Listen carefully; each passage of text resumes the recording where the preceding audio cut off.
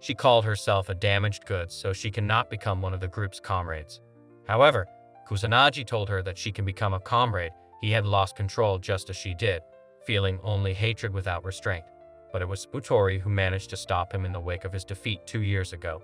He said he would not stop her from getting revenge, but a life of nothing but revenge is a sad one, and that revenge doesn't create anything, so he asked if he can help in carrying half of the revenge. A kid was playing with balloon in the street, to which she played into an alleyway, only to find a monster. A shout sounded shortly after. On the very top floor of a huge building, a man stood alone and was thinking. The wide view of the city below stretched out in front of him. It was a peaceful scene that was very different from his troubled past. In this peaceful place, his mind went to more private fantasies, like picturing himself in his room, surrounded by his beloved Arrow manga collection. He started to think about Marinakai, with whom he had just talked. The man often dreamed about her and incorporated her into his complex daydreams. When he looked out at the skyline, he felt a mix of longing and thought. After all the trouble and chaos he had seen in his life, he thought about how peaceful the world seemed now. The peace and quiet made me realize that some needs and wants in people could never be met, no matter where they went. He got very excited all of a sudden and slammed his hand down on the ground from his high perch. It seemed like a strange, fancy sword appeared in his hand, and he pushed it down hard, striking the ground. The action wasn't just a physical one. It was also a symbolic one meant to make his goals clear. After this dramatic show, the man spoke spells that sounded like they had a purpose. As soon as he was done speaking, a book appeared in his hands. As soon as he opened it, a group of fighting maidens appeared, who were very strong and powerful. He told them in a strong voice to go after the Antimagic Academy, which was known for locking up witches who had been found guilty of crimes. Using the word heroes, he told the fight maidens to be completely dedicated to their job. Kusanagi made a solemn promise to remain at Aoka's side at all times, not in his capacity as her leader, but rather as a fellow human being. Also, I pledged to assist her in carrying half of the burden that she is currently carrying. Aoka was taken aback when she overheard Kusanagi talking, because she certainly did not anticipate much from him in such a manner. Even though she ordered him to stop joking, she was under the impression that he was joking. She was curious about what he could possibly do for her, taking into consideration his level of skill. Hence, she felt that it was absurd for someone like him to extend assistance to her. Simply by glancing at Kusanagi, she was able to deduce that it was possible that he had never before secured even a single magical artifact, and that he would never have detained even a single witch. Both of them were taken aback by the unexpected arrival of an adversary, which occurred while they were still engaged in conversation to begin with, and as soon as Aoka saw it, she knew without a doubt that it was from the academy, and eventually, after a period of time, she realized that it was a terrorist act. Not much longer after that, a noise started, and Aoka instantly started battling some demons. After she had defeated one of them, she examined closer, and that's when she saw that they are corpse-eating demons. This indicates that they would be looking for deaf humans, or perhaps they would kill the living ones to eat.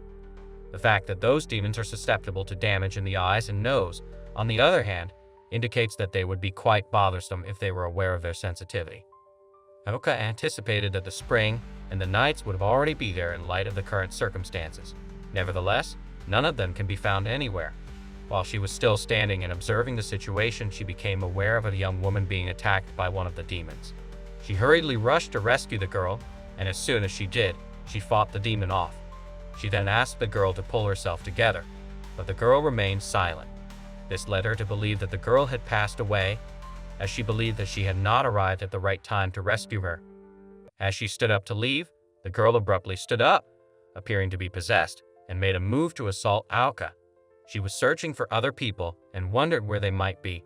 In spite of the fact that Aoka was stunned, startled, and surprised, she made an effort to stop the girl since she was aware that the demon's actions are infectious. During the time that Aoka was still attempting to keep the girl down, more pupils who had gotten the ailment appeared and began to approach her. The moment they come into touch with the sickness, they already have the appearance of blood-sulking devils, ravenous and intent on killing without hesitation. She had the intention of killing them, but then she realized that it was not required. At the time, she was still considering what she should do about the demons who were getting closer. As soon as the Spriggans came, they shot all of the demons in an effort to save Aoka. Since they were aware that she was a student at the academy, they requested that she return to campus while they took care of the situation there. While this was going on, They were unaware that she had attempted to kill some of them before they arrived, so he made sure that they understood that they had arrived late. Dullahan, whom she believed should have also gotten deployment instructions, was the subject of her inquiry, despite the fact that this was not the primary concern of the individual in question. The Spriggans, on the other hand, said that they were unaware of that information because their goal is to eliminate just those demons. Aoka, who was still perplexed, then inquired about the explosion that had occurred earlier and inquired about the purpose of the explosion. She made this observation after noticing that the demons posed a completely different threat. During the time that she was attempting to make the Spriggans comprehend the situation, they did not even appear to be interested in it or care about it. It appears that they did not want to dig into the specifics of what she was discussing. In addition, the only thing that they disclosed to her was that the rumors that they had heard on the street suggested that Einherjar was the adversary. The two of them had not even completed their conversation when they heard a noise and noticed a change in the atmosphere. They were curious about what the noise may be, and all of a sudden, the adversary, who was of a gigantic type, arrived entirely clad in armor. The principal informed him that there was an image that had been sent from the Spriggan 8th Guards when he returned to the principal's office. After taking a look at it, the principal realized that there was no mistake, as he was able to see that they had successfully summoned Einherjar due to the fact that they are extremely powerful. In light of the fact that things appeared to be becoming more interesting to him, the principal reasoned that he was trying to determine whether or not Valhalla was attempting to launch a war. Unfortunately, the female instructor who conveyed the word to the Spriggans responded that the opponent's primary objective is not the locked tower of magical relics, but rather the sealed-off region where the witches are housed. This was due to the fact that he believed that the enemy's primary objective was to acquire the magical relics. The principal was taken aback because he had not anticipated it, and he could not contain his shock any longer. He quickly gave the female instructor the command to communicate the signal to all of the kids by broadcasting it. Because the female teacher did not understand what the principal was attempting to convey, she was under the impression that the principal had given them the order to seek shelter. However, the principal corrected her by stating that this was not what he intended to convey. Rather, he was stating that all of the children should form a wall. On the other hand, Kusanagi was observed riding a bicycle at a high speed while significantly puffing at the same time. He was attempting to catch up with Aoka. It made Kusanagi very angry and upset to find out that Aoka had been left alone. The fact that he was in a dangerous position made him even more angry. While he was walking to where he thought she might be, many monsters were following him around and around. He yelled at his horse to go as fast as it could so he could get away from the things that were closing in on him. He was scared and wondered why there were so many monsters following him. He also thought that Aoka might be in great danger by herself. Kusanagi thought about ways to avoid the monsters as his nervousness grew. At that very moment, a mall up ahead caught his eye. He took advantage of the chance and led his mount towards the mall. He felt a little better because he thought he was safe from the immediate danger. But his break didn't last long. He didn't know it, but just past the mall door, there were still more monsters waiting for him. This time, Kusanagi was shocked to see yet another group of monsters when he finally got into the mall. He was so shocked and confused that he lost his balance and fell onto a display of goods. As he lay there on the floor, he held his sword close to his chest. As Kusanagi tried to get over his fall in the mall, all of his senses were on high alert. In all the chaos, he saw a girl who didn't seem to belong in the middle of all the trouble. He wasn't expecting her to be there, and he was interested in who she was. As soon as he was stable again, he looked around to see if he could find her again, but she wasn't there. When he was starting to think he might have been dreaming about her, she came back to life in front of him. She smiled at him and told him she was proud of him, calling him by his full name. Her sudden presence and familiarity were strange, but she kept going with a purpose. He was told that he had been chosen as the second contractee, which was a title that meant something important and came with a duty. The girl told him that he needed to start the contract, but she had some questions she wanted him to answer first. The first question asked was if he had the will to become the Inquisition, and he replied that he had. After he replied to the first question, he inquired to know who the girl was. But the girl did not reply to him, rather she proceeded with her second question, which also asked to know if he has the will to eradicate witches. He could not give a straight answer because Kusanagi knew that he has been confused due to being scared, so he knew that he could only get his mind at rest when he eventually get to a safe place, because he cannot face the monsters directly then, which was he has been accoyed by fleeing away from them. Whereas the reason why Kusanagi said all of that was because he cannot answer all questions while his mind is at peace, hoping that the monsters would not attack him at the mall. But the girl did not care about all what she said. Rather, she continued with the third question, asking him if he can abandon himself just to achieve his goals. When Kusanagi heard the third question, he was shocked, because he could not expect he would be asked such question. A bit abandoning himself, this triggered to want to know more about who really the girl was. While he was talking to the girl, he noticed that the monsters he had avoided earlier were already swarming in, and he had to face them and fight them, so he asked the girl to step back as he started fighting them. After he finished fighting the monsters, he then turned back to continue talking to the girl, but was surprised to see that the girl was nowhere to be found. And just then he received a system communication from Tsukinami, who asked him where he was. He was actually shocked at first when he suddenly heard a voice, but when he saw that it was Tsukinami, he replied that he is currently pursuing Aoka, plus the explanation of what happened on his way. After 10, he asked to know if everyone is okay, but Tsukinami only replied that she would send the Academy TV broadcast to him from her end. The TV broadcast stated how the principal addressed everyone that the Inquisition are at a crisis because the things that appeared in the city are Einherjar, which the principal thought everyone should have read about, and know how powerful they are. However, the Einherjar power even exceeded far than what they had imagined before. As there were already so many casualties from the Inquisitors and the general public, the principal and some others believed that the Einherjar are aiming for the Academy's sealed-off area, which would just take them some time as they would reach it. Therefore, the principal is reaching out to the Inquisitors, letting them know that they don't have enough power to face the Einherjar, as it would take some time before reinforcements can arrive from other branches. So, the principal is asking for people's help if they could lend the Academy their strength so they can fight with them. The principal is making the wish for them to be able to blow to the abominable witch to have taken the lives of innocent people. So with the help of the people he is asking from, they would be able to put an end to the witches, as at that moment, rank and qualifications have no meaning, because he is seeking out help from the witch hunters. Actually, Kusanagi knew that the other platoon seemed eager, so he wondered what the 35th platoon would do.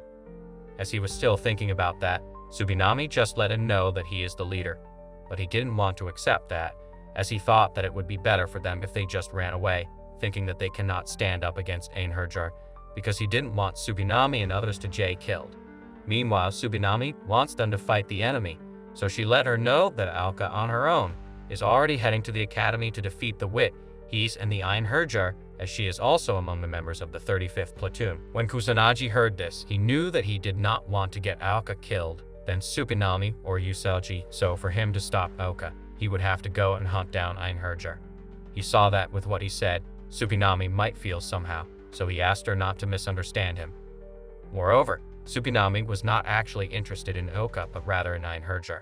Like they were talking, Usagi overheard them, and she also decided to help as well, even though she was also less concerned about Aoka's doings as she is concerned with taking down Einherjar, so it would become a history all over the Academy. Since Kusanagi already had Tsukinami and Usagi supporting him, he was fully ready for them to go for Einherjar hunting, and he asked if they were ready for it as well. As Aoka watched the chaos around her get worse, she felt a rush of fear and worry. The scene was scary, and she was worried about what would happen to the students who had gathered for the principal's show. The fact that they didn't know what would happen made her worry worse. In the middle of all the chaos, she saw a student hiding in a corner and crying. Aoka rushed over to the student quickly because she felt like she needed to help and learn more about the other students and the situation as a whole. As soon as she got to the student, she asked quickly about the other students' conditions, looking for any knowledge that could help her understand. That being said, the student was too shocked to speak clearly. You could feel his fear. He had a hard time explaining what was going on because his hands were shaking and his voice was shaking. During the student's explanation, Aoka managed to grab about the 11 knights whose bullets could not work. Then that made her reason that the case must be applicable to magic, as their enemies might be using a magical barrier.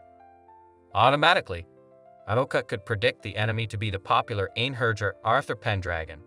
Where Puka was standing, she could see some people ring to shoot at their enemies, but then the bullets could not penetrate, which made her understand more about how the enemies make use of the magical barrier.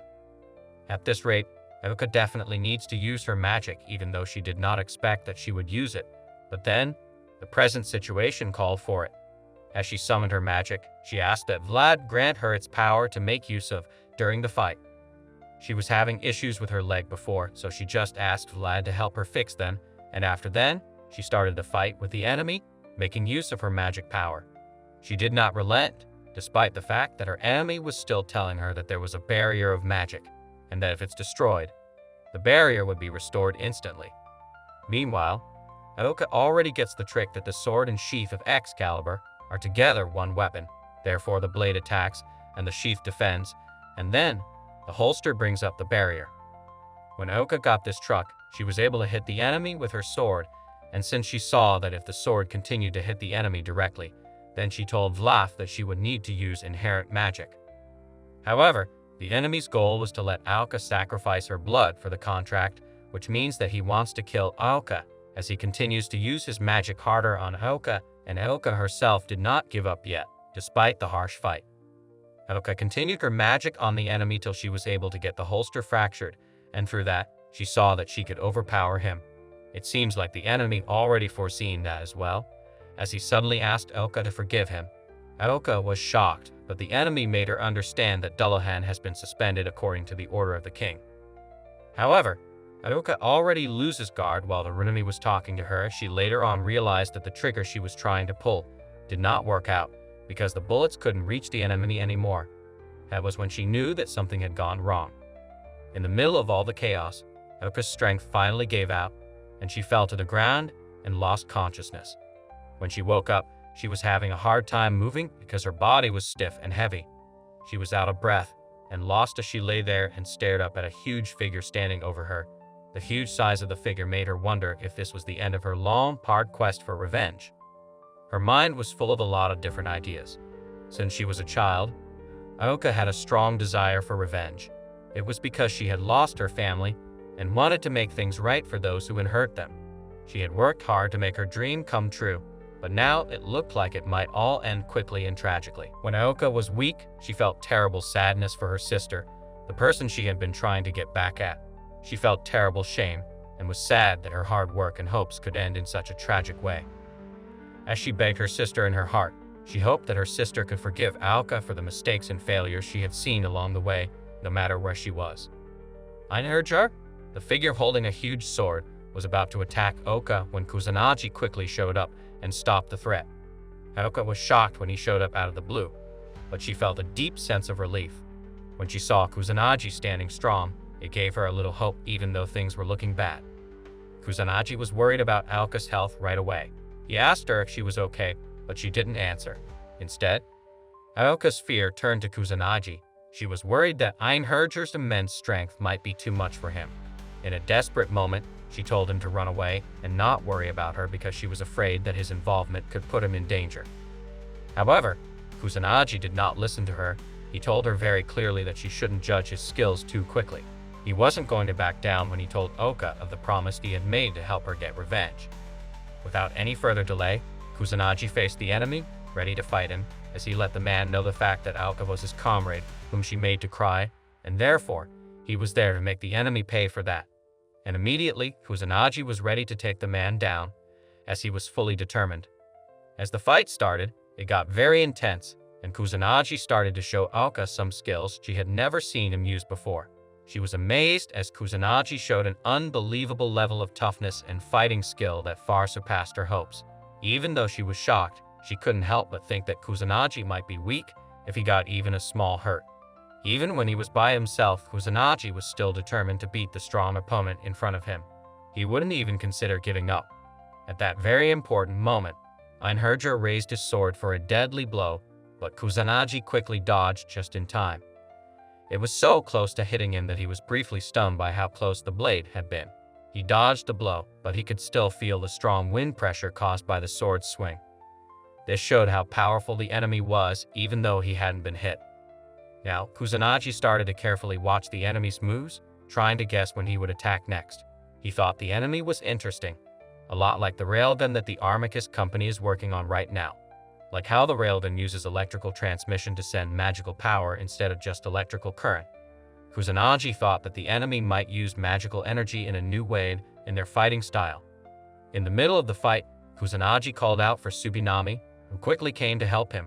Even though Kusanagi didn't like how Tsukinami often showed her feelings, he decided to ignore it for now.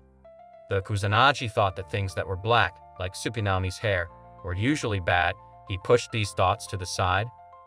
Soon after the fight started, Tsukinami started to think about how Kusanagi could make his move to win. She told him that hitting the enemy in the chest was very important because if they did, the enemy would not be able to use his railgun-like skills again. Kusanagi would also be unable to defend himself against any more attacks, giving him a big edge. Tsukinami kept a close eye on Kusanagi during the fight and noticed how vulnerable he was to enemy attacks. She told him to be very careful and stressed that his opponent was a hero with Excalibur. She knew that most of the fight would be close combat, but she was still cautious because she didn't fully trust the enemy's abilities. She knew that a weapon like that could have effects she hadn't planned for. Even though Tsukinami warned him not to, Kusanagi was fiercely determined and kept his eyes on his goal. He was sure that he would win, no matter what the rules of the fight said. However, the enemy attacked him and hurt him before he could fully analyze the situation. When Aoka saw Kusanagi in pain, she felt a lot of grief and sadness. She felt bad that she hadn't joined forces with him sooner, even though she had tried to help. Usagi began to feel a surge of fear at the prospect of having to shoot Kusanagi herself while attempting to target the enemy. The thought of accidentally hitting him in the midst of close combat was deeply unsettling. Tsukinami, recognizing Usagi's growing anxiety, took a moment to calm her down. She understood that Usagi's fear stemmed from the nature of the battle, where close combat was Kusanagi's fort and the risk of hitting him by mistake was high. Tsukinami reassured Usagi by pointing out that the bullets they were using were handcrafted from ori halcum. This material, while incredibly durable, had a tendency to compromise accuracy, making it unreliable for precise shooting. Given this limitation, Tsukinami made it clear that the responsibility for any accidental harm caused to Kusanagi would not fall solely on Usagi's shoulders. She emphasized that if such an unfortunate incident were to occur, the responsibility would be shared among them all, not just Usagi. Kusanagi, who had been watching Usagi all the while, shouted at her to quickly give him a support, but she asked him to know if he would not be scared that she might shoot him while in the process of supporting him again. But Kusanagi replied he was not afraid of anything that is going, so he encouraged her to just do the do. So far he trusted Usagi and how smart she is. After a while, Asuka made some confirmations of the distance and was determined to shoot. Fortunately, and surprisingly enough, she shot Thermony straight off and the bullet hit the enemy hard on. Usagi was happy and proud once again to call herself the Antimagic Academy 35th Test Platoon sniper. An important part of the enemy's power had already been taken away, and Kusanagi was very happy with Usagi's help. Since he was impressed with her work, he told her to reload the gun and shoot their enemy again. As Usagi worked hard to reload the guns, Kusanagi's attention was suddenly pulled to something strange in the sky. There was a statement on a system board that said their future together would be wonderful. It went on to say that they would play a part in the upcoming Jibu invasion with honor and bravery, which meant that they would both have a great future. Aoka saw the system board from afar and knew right away that it was a form of natural magic. She moved quickly because she knew how serious the situation was. She quickly told Kusanagi to get away from the system board by calling out to him. She then quickly talked about how the magic worked. Kusanagi quickly tried to get away from the system board's control, but as he did, he saw that Aoka wasn't trying to catch up with him. Because he was worried about her safety, he called out to her and told her to come with him right away. Aoka was eager to show that she was independent and insisted that she could handle things by herself. Kusanagi told her not to let her shame get in the way of her decision because he saw how reluctant she was and knew how dangerous it could be. He grabbed her tightly and lifted her up, even though she was protesting, without waiting for her to say anything else. Aoka yelled at him and told him to put her down, but Kusanagi was firm. He finally put her down after she kept yelling louder and longer, but not before making it clear that he would protect her no matter what. She was told to be quiet and trust him, and Aoka reluctantly agreed to let him take charge because she knew how bad things were. Kusanagi took the lead once Aoka joined, putting himself in front and telling her to watch what was going on around them and follow his lead. Kusanagi and Aoka were on their way when they came across a strong group of 5 knights who had joined together because they had sworn to protect each other. When Kusanagi saw how dangerous the knights were, he told Aoka to stay back right away, making it clear that he did not want her to get hurt. Kusanagi stepped forward to face the knights by herself because she wanted to protect her. The battle was fierce and lasted a long time. Kusanagi fought bravely against the 5 enemies. Even though he tried hard, the numbers were against him, and in the end, the knights cut him in half. Kusanagi was in a terrible way, but he still managed to call out to Aoka and tell her to make sure she was okay. He lay on the ground, his body in pieces, unable to fight or move. He couldn't do anything else. He was in such bad shape that he was having trouble speaking when he saw a face he knew, the girl he had seen at the mall. He begged her to leave right away and warned her about the dangerous situation she was walking into. He was shocked when the girl told him she had come not only to see him but also to start up their relationship again. Thereafter, the girl joined his 2 bodies together and tied them up with a chain, which she tied tightly around his waist. Then the girl asked him if he has the will to expel witches, and he replied that he can expel evil witches. So, the girl asked him another question, that is he willing to cast himself aside just for him to achieve his goal, and he replied that he would, if there's something valuable attached to it. The girl really wants to know if he can cast something precious to him aside for his goal to be achieved. When Kusanagi got the hint of where the girl is going to land, he asked for a break, as that is a tough question for him to answer. But the girl did not give him any break, since she already knew that Kusanagi wanted to defeat his enemies, so he asked if he would be ready to cast aside his humanity for the victory. And immediately he heard that, he eagerly replied that he is ready for that. When the girl heard his replies, she confirmed that the contract is complete, and so the girl asked that the trigger be pulled. Kusanagi was scared at first sight, thinking that he would be killed. But guess what? He was shot, only for him to reappear as a knight and a host to the girl. The girl then let him know that it is time for him to start hunting down witches. Kusanagi did not really know what was happening in the real world, only just for him to wake up, dressed like a knight with a different sword in his sword. He was shocked and wondered what could have happened. Only thing he could remember in his dream was the girl asking him to wake up. He was trying to get what could have happened. Just then the girl appeared, greeting him and addressing him as her host. He was still confused, asking the girl who she definitely was. It was at this point that the girl apologized for the confusion she might have made, so she explained to him that her formal designation was the Malleus Maleficarum Tyche Twilight. When he heard what the girl said, she was shocked and did not even know what to say. Therefore, the girl asked him to call her by her nickname, Lapis, as Lapis claimed to be one of the Relic Eater series, sanctioned only for witch hunting of the Inquisition, and Kusanagi has been said to be chosen as her possessor. So the sword and the armor that was worn on Kusanagi was the body of Lapis, and to make it easy for her to make contact with the host, she decided to project the holographic form, and to Kusanagi's utmost surprise, he saw the principal, which he could not believe with his eyes. He even thought he was daydreaming, but the girl told him that he was fully awake. The principal then told him that now he is a hologram too, while the principal was talking. Kusanagi was lost with the whole situation and was already frustrated, as he did not get what was going on around him. But the principal actually believed that Kusanagi knew what was going on, because relic eaters are only allowed to be used for witch hunting of the Dullahan. However, the principal made it known to Kusanagi that Lapis is a special girl, and that he is the only one who can handle her. Kusanagi was shocked to hear that he was the one who could handle the girl. Lapis was said to be unique among her series, as she is a sword-type relic eater, and what Lapis required was not shooting ability, but rather close combat ability. Therefore, the only means that she could operate through is by a human like Kusanagi, and the principal explained to Kusanagi that Lapis is his personal relic eater. So the main advice that the principal wanted to give Kusanagi is for Kusanagi to use the girl, Lapis, as a tool to defeat the so-called hero. The principal actually confides in Kusanagi, and knows that it is only Kusanagi who can do the task, because he is capable of it, and the principal promised him that if he could complete the request, then he would grant Kusanagi his wish in the name of Inquisition, as he hoped that Kusanagi would desire the qualifications for Dullahan. But shockingly, Kusanagi said he did not need it, even though the principal did not expect the answer from him. When Kusanagi thought about everything, he apologized to the principal, letting her know that he cannot actually trust him because he has no intentions of becoming his puppet. Rather, he asked that the principal should achieve his goals with his power and not use him. Since the principal saw how Kusanagi behaved, he then left him to be by himself, as he decided to make his leave, wishing him all the best by himself. So Kusanagi immediately walked to the enemy to fight him off, and during the process, Aoka called out to him to check if he was actually fine.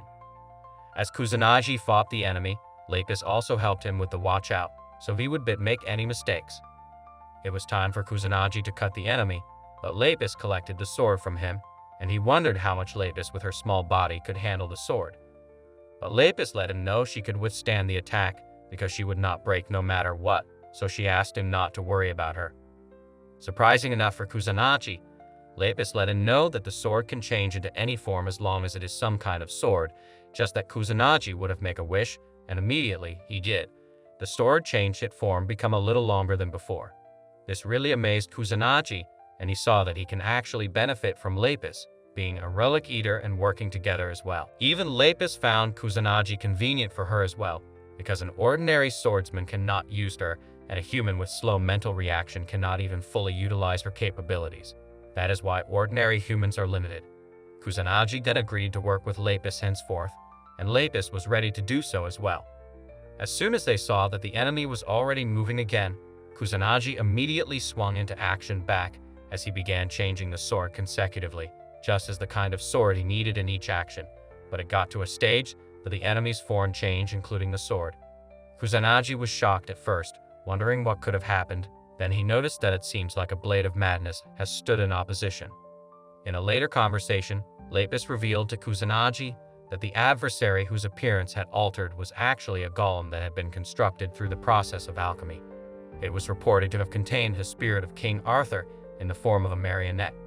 As soon as Kusanagi became aware of the marionette, he immediately resumed his efforts to combat the adversary and quickly returned to the battlefield. To the extent that Kusanagi could feel the heat, he even moved back to some extent, which allowed him to determine that the adversary was still agile despite the fact that the adversary was fully armored.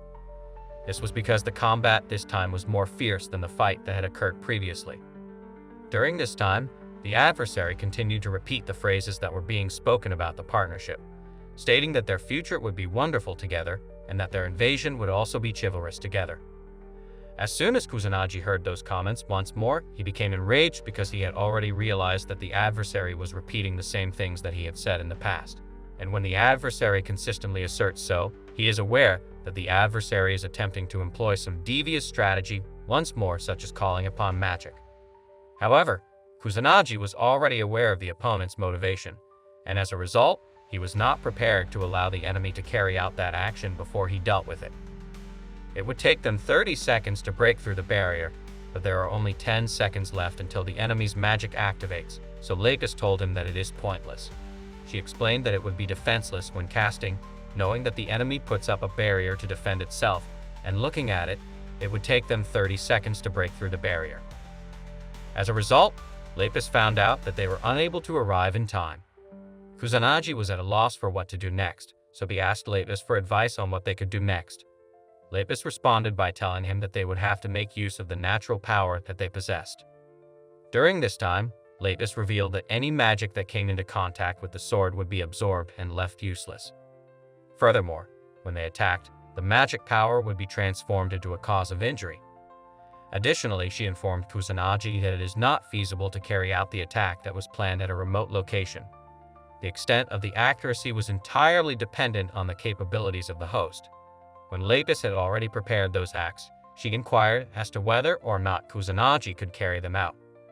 Kusanagi then informed Lapis that if his sword and body are unbreakable, then there is no way that he is going to lose.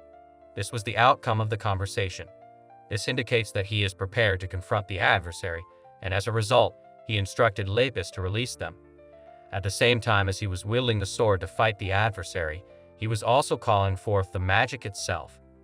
During the time that Kusanagi was engaged in combat with the adversary, Haruka remained there and watched. She had a feeling that she would not give up on her revenge, regardless of what Kusanagi did to her, because she did not want to involve anyone else in her vengeance.